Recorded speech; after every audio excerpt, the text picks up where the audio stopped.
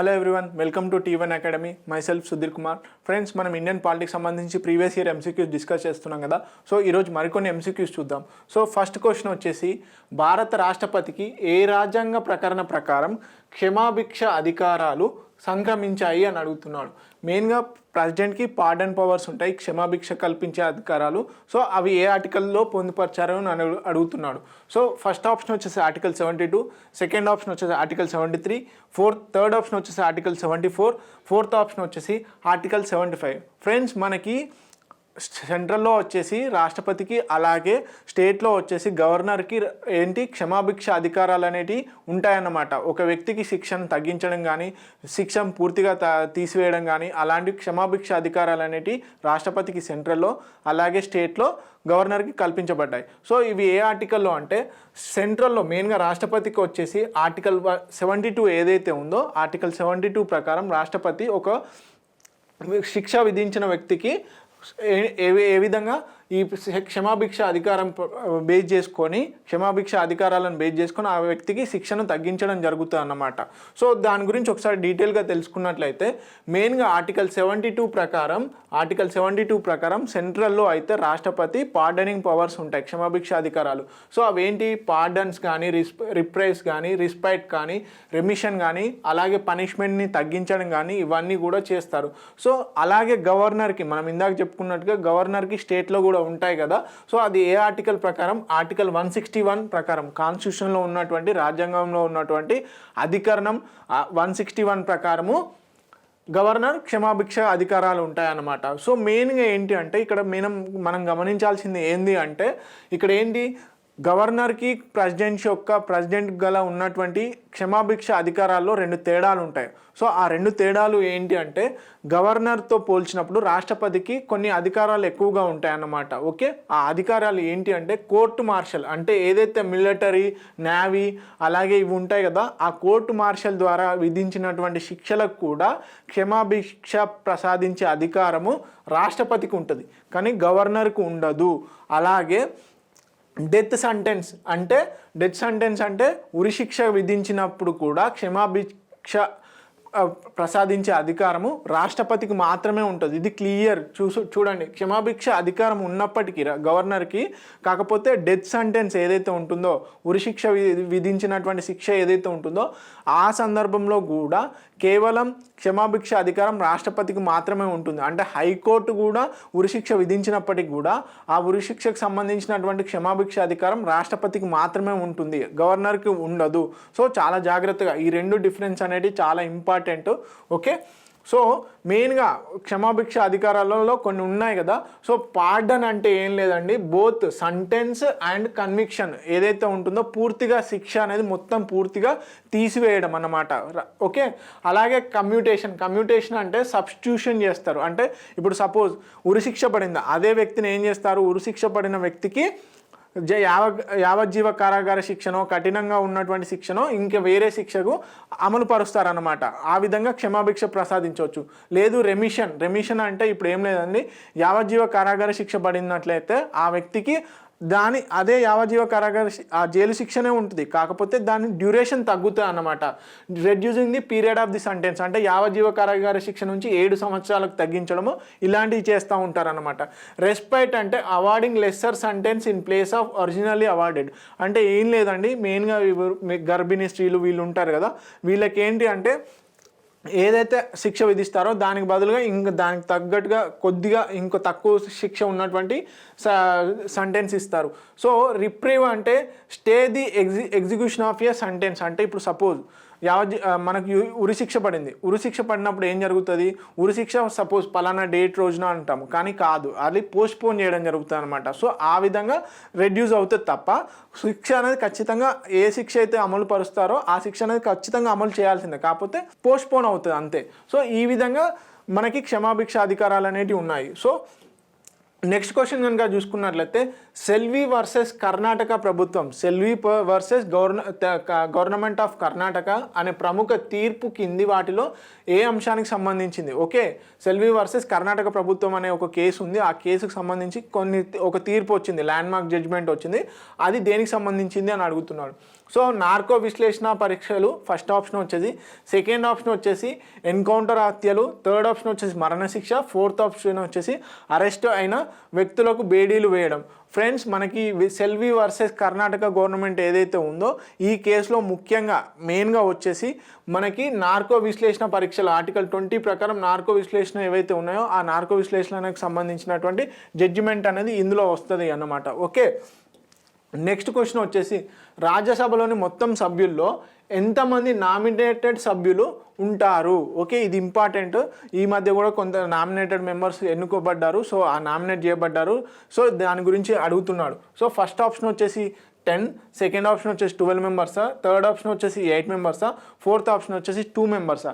ప్రెసిడెంట్కి రాజ్యసభకి 12 మెంబర్స్ని నామినేట్ చేసే అధికారం ఉంది. Okay, second option is the correct answer. ప్రెసిడెంట్కి రాజ్యసభలో 12 మెంబర్స్ని నామినేట్ చేసే అధికారం ఉంది. ఆ 12 మెంబర్స్కి సంబంధించి ఏంటి అంటే మెయిన్గా ఆర్టికల్ 80లో పొందుపరచడం జరిగింది. రాజ్యాంగంలోని 80వ ఆర్టికల్లో దాని గురించి రాజ్యసభకి ప్రెసిడెంట్ 12 మందిని నామినేట్ చేయొచ్చు అని చెప్పేసి చెప్తున్నారు. సో వాళ్ళకి సంబంధించి అంటే వాళ్ళకు వివిధ రంగాల్లో స్పెషల్ నాలెడ్జ్, ప్రాక్టికల్ ఎక్స్పీరియన్స్ అనేది ఉండాలి. ఎందులో లిటరేచర్లో కానీ, సైన్స్లో కానీ, సోషల్ సర్వీస్లో కానీ special knowledge and practical experience ఉన్నట్లయితే వాళ్ళని రాజ్యసభకు నామినేట్ చేయడం జరుగుతుంది అన్నమాట ప్రెసిడెంట్. ఓకే, ఇది ఇంపార్టెంట్. నెక్స్ట్ క్వశ్చన్ వచ్చేసి న్యాయ వ్యవస్థలో నిష్పక్షపాతను సాధించేందుకు అంటే జ్యుడిషియరీ ఇండిపెండెన్స్ని సాధించేందుకు సుప్రీంకోర్టు నుంచి పదవి విరమణ పొందిన న్యాయమూర్తులు ఈ కింది కోర్టులో ప్రాక్టీసు చేయడాన్ని నిషేధించారు అని అంటున్నాడు. ఓకే, సో ఫస్ట్ ఆప్షన్ వచ్చేసి రాష్ట్రాల్లోని హైకోర్టులో తప్ప ఇతర కోర్టుల్లో, సెకండ్ ఆప్షన్ వచ్చేసి ఏదైనా మధ్యవర్తిత్వ వివాద పరిష్కారాల్లో, థర్డ్ ఆప్షన్ వచ్చేసి భారతదేశంలోని ఏ న్యాయస్థానంలోనైనా, ఫోర్త్ ఆప్షన్ వచ్చేసి సుప్రీంకోర్టులో తప్ప ఇతర కోర్టులోనైనా. ఫ్రెండ్స్, సుప్రీంకోర్టు జడ్జి అనే కాదు, సుప్రీంకోర్టు జడ్జిగా రిటైర్ అయిన వ్యక్తి కానీ, హైకోర్టు జడ్జిగా రిటైర్ అయిన వ్యక్తి కానీ భారతదేశంలో ఏ కోర్టులో కూడా ప్రాక్టీస్ చేయడానికి వీల్లేదు. ఓకే, భారతదేశంలోని ఏ న్యాయస్థానంలోనైనా మళ్ళీ తిరిగి ప్రాక్టీస్ చేయడానికి వీల్లేదు. ఐదర్ అడ్వకేట్గా కానీ జడ్జిగా కానీ ఉండడానికి లేదన్నమాట. So third option is the correct answer. Okay, next question వచ్చేసి భారత రాజ్యాంగ పరిషత్ను ఏ విధంగా ఏర్పరిచారు అంటున్నాడు. ఓకే, అంటే ఫస్ట్ ఆప్షన్ వచ్చేసి అప్పటికి తాత్కాలిక ప్రభుత్వ తీర్మానం ద్వారానా, సెకండ్ ఆప్షన్ వచ్చేసి భారత జాతీయ కాంగ్రెస్ ద్వారానా, థర్డ్ ఆప్షన్ వచ్చేసి భారత స్వాతంత్ర చట్టం 1947 ద్వారానా, అలాగే ఫోర్త్ ఆప్షన్ వచ్చేసి 1946 క్యాబినెట్ మిషన్ పథకం ప్రకారమా. ఫ్రెండ్స్, మనందరికీ తెలుసు రాజ్యాంగ పరిషత్ అనేది కాన్స్టిట్యూషన్ అసెంబ్లీ అనేది మనకి కాన్స్టిట్యూషన్ ఫ్రేమ్ చేసుకోవడం చెప్పేసి ఏర్పరచడం జరిగింది. సో అది ఎవరి రికమెండేషన్స్ బేస్ చేసుకొని అంటే 1946 క్యాబినెట్ మిషన్ ఏదైతే ఉందో ఈ క్యాబినెట్ మిషన్ పథకం ప్రకారం భారత రాజ్యాంగ పరిషత్ని ఏర్పరచడం జరిగిందనమాట. So fourth option is the correct answer.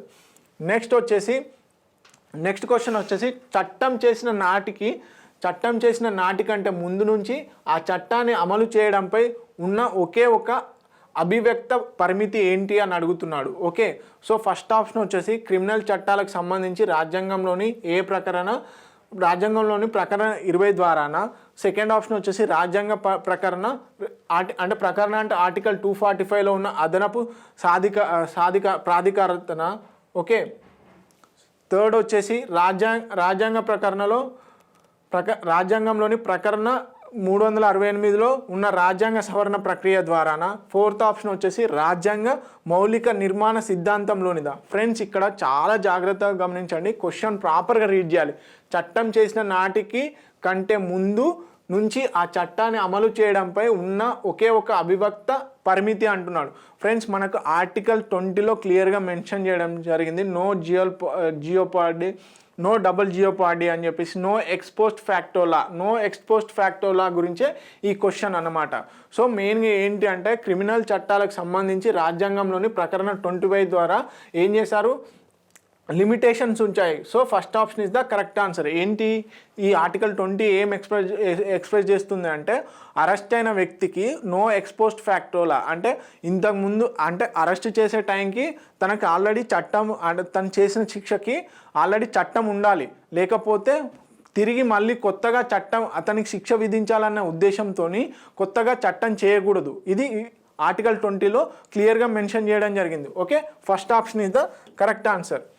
Okay, ఇక్కడ చూడండి, no ex post facto law, no person shall be convicted if any offence except for violation of law. ఒకవేళ చట్టంలో పేర్కొనబడినట్టు ఉన్నట్లయితేనే ఆ చట్టం ప్రకారం అతన్ని శిక్షించాలి, లేకపోతే లేదు. అలా అని చెప్పేసి తను చేశాడు కదా అని చెప్పేసి మళ్ళీ కొత్తగా చట్టం చేస్తాము అంటే కుదరదు. ఓకే, అది అప్పటి వరకు.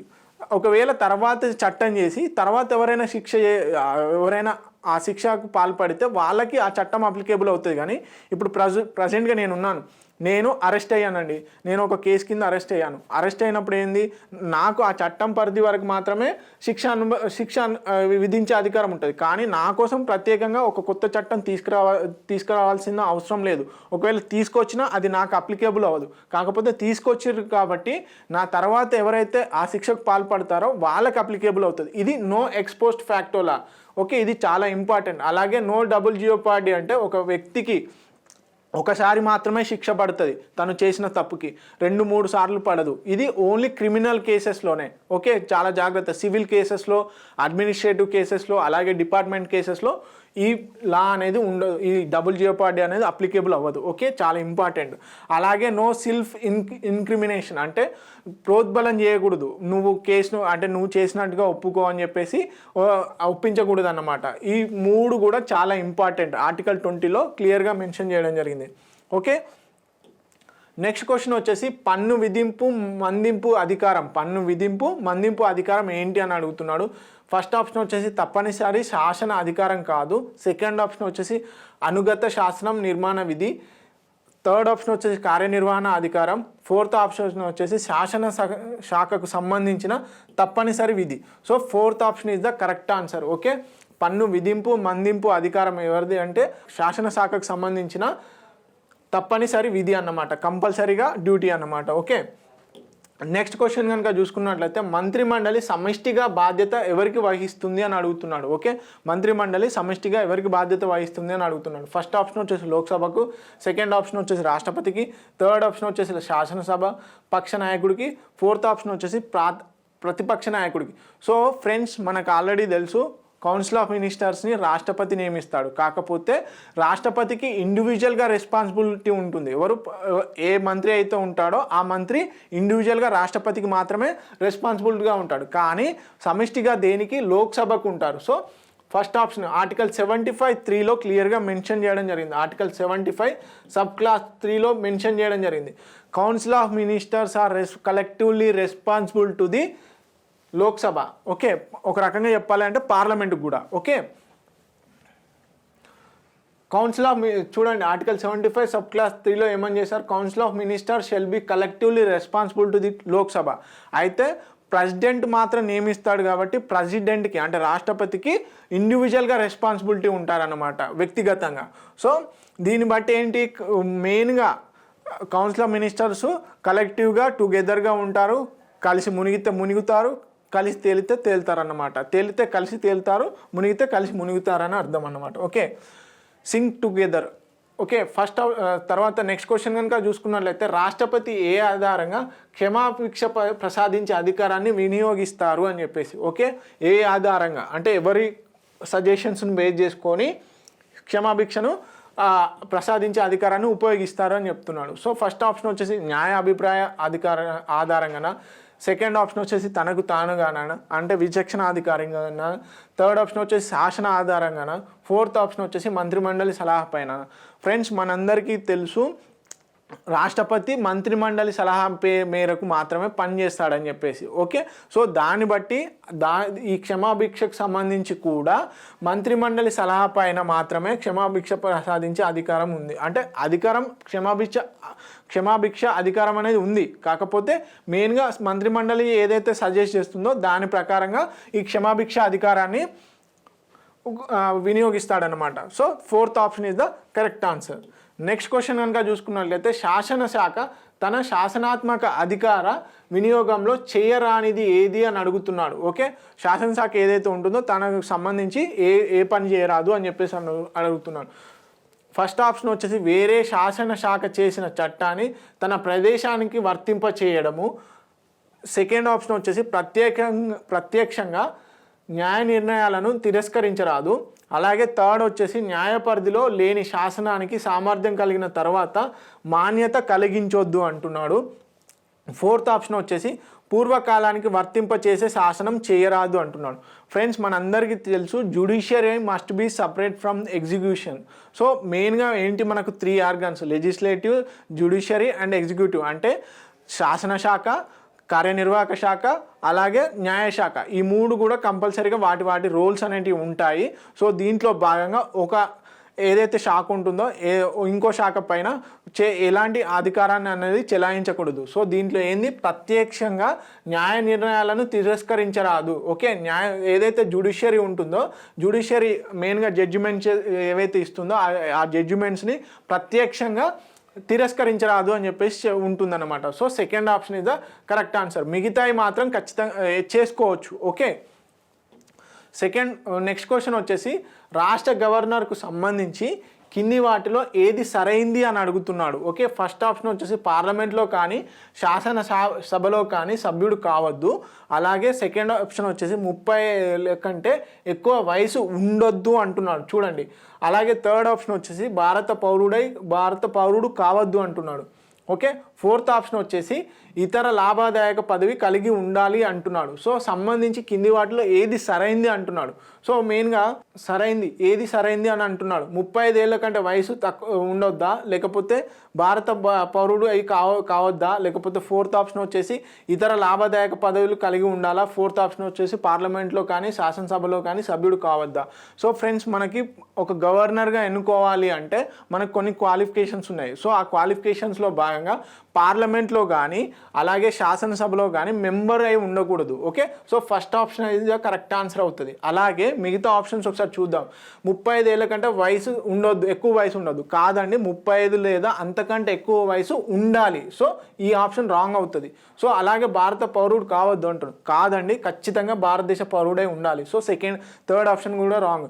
ఇతర లాభదాయక పదవి కలిగి ఉండాలి అంటున్నాడు, లేదండి, నాన్ ప్రాఫిట్గా ఉండాలన్నమాట, ఎలాంటి లాభదాయక పదవుల్లో ఉండకూడదు. సో ఫస్ట్ ఆప్షన్ ఒకటే correct answer. Okay, next question ఇప్పుడు ఒకసారి చూడండి.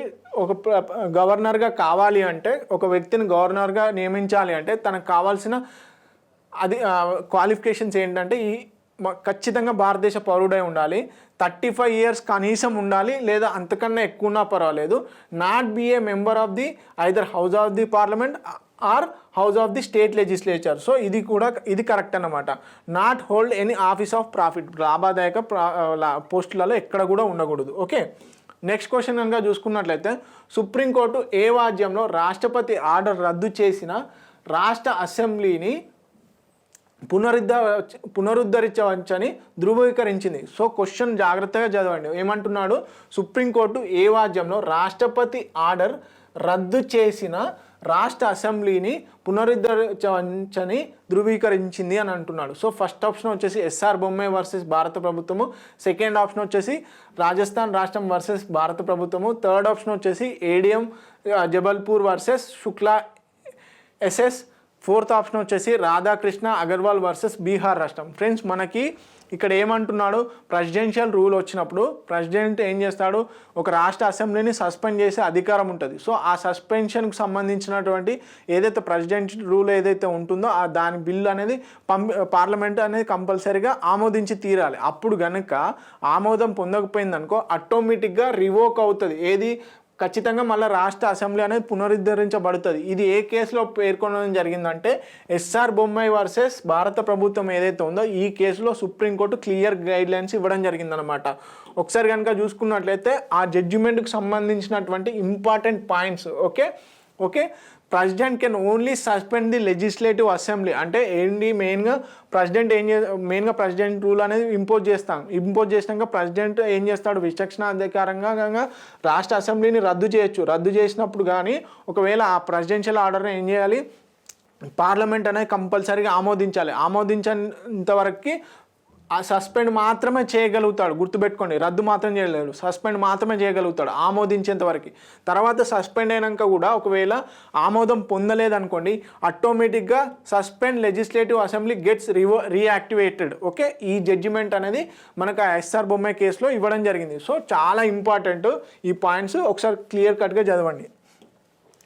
నెక్స్ట్ క్వశ్చన్ వచ్చేసి, భారతదేశంలోని మైనారిటీ పరమైన సంఘాలకు ఎన్ని మతపరమైన సంఘాలను ఎంపిక చేశారు? మనకి మైనారిటీ ఉన్నాయి కదండి, మైనారిటీస్. సో దాంట్లో భాగంగా రిలీజియస్ మైనారిటీస్ ఎన్ని ఉన్నాయని అడుగుతున్నాడు. ఫస్ట్ ఆప్షన్ వచ్చేసి 5, సెకండ్ ఆప్షన్ వచ్చేసి 7, థర్డ్ ఆప్షన్ వచ్చేసి 6, ఫోర్త్ ఆప్షన్ వచ్చేసి 8. మనకి రిలీజియస్ మైనారిటీస్ మెయిన్గా వచ్చేసి 6 ఉన్నాయండి. అవి ఏంటి అంటే ఒకసారి చూద్దాము.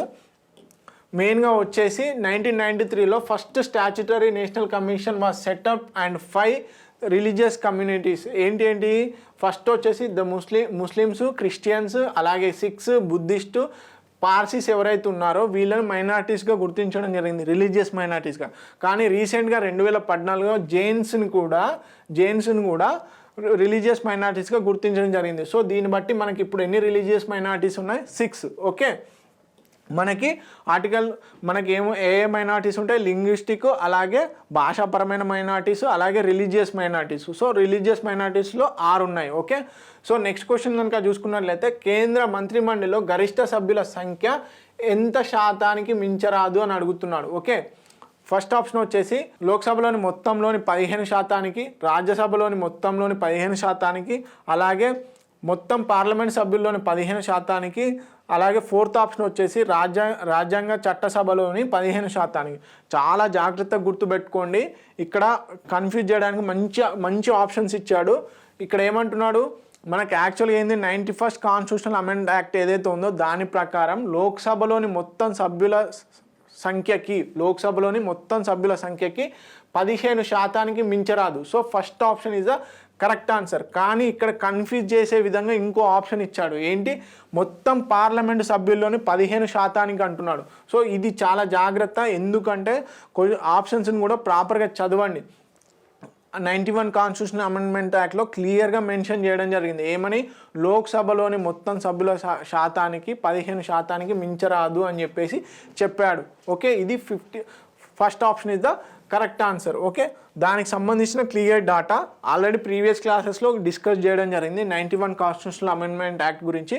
ఇక్కడ ఏమంటున్నాడు, not exceed the 15% of the total strength of the Lok Sabha అని అంటున్నాడు. సో లోక్సభ మాత్రమే, నాట్ ది పార్లమెంట్. ఓకే, కానీ మంత్రిమండలిలో ఎవరెవరు ఉంటారు, రాజ్యసభ నుంచి ఉంటారు ప్లస్ లోక్సభ నుంచి ఉంటారు. సో ఇక్కడ ఏమనుకుంటారు, బహుశా పార్లమెంట్ మొత్తం కావచ్చు అని చెప్పేసి అలా అనుకుంటారు, కానీ కాదు, 15% of the Lok Sabha total strength. Okay, next వచ్చేసి హమారీ దారోవార్ పథకం ఎవరి సాంస్కృతిక వారసత్వ సంరక్షణకు తీసుకురాబడింది అని చెప్పేసి అని అంటున్నాడు. ఫస్ట్ వచ్చేసి షెడ్యూల్ తెగలు, సెకండ్ ఆప్షన్ వచ్చేసి షెడ్యూల్ కులాలు, థర్డ్ ఆప్షన్ వచ్చేసి మైనారిటీస్, ఫోర్త్ ఆప్షన్ వచ్చేసి పల్లె ప్రజలు.